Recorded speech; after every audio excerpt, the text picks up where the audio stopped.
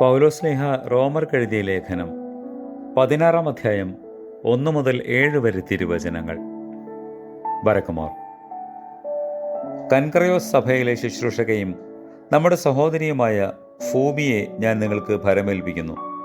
വിശുദ്ധർക്കുചിതമായ വിധത്തിൽ നമ്മുടെ കർത്താവിനെ ഓർത്ത് നിങ്ങൾ അവളെ സ്വീകരിക്കുകയും അവൾ നിങ്ങളോട് ആവശ്യപ്പെടുന്ന എല്ലാ കാര്യങ്ങളിലും അവളെ നിങ്ങൾ സഹായിക്കുകയും ചെയ്യണം.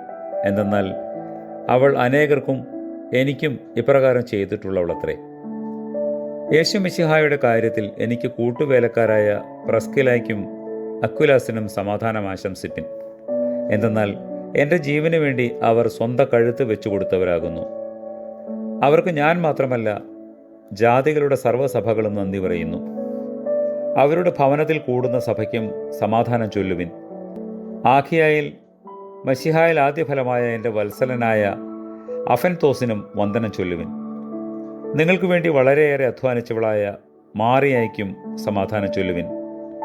എൻ്റെ ചാർച്ചക്കാരും എന്നോടുകൂടെ തടവുകാരുമായിരുന്ന അന്ത്രോനിക്കോസിനും യോനിയായ്ക്കും വന്ദനം ചൊല്ലുവിൻ.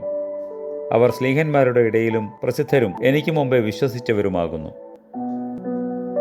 കൃപ നിറഞ്ഞവളും സ്ത്രീകളിൽ അനുഗ്രഹിക്കപ്പെട്ടവളും ദൈവമാതാവുമായ മർത്തമറിയമേ, നിന്നോട് പ്രാർത്ഥിക്കുന്ന ഞങ്ങളെ നീ മറന്നു കളയരുതേ.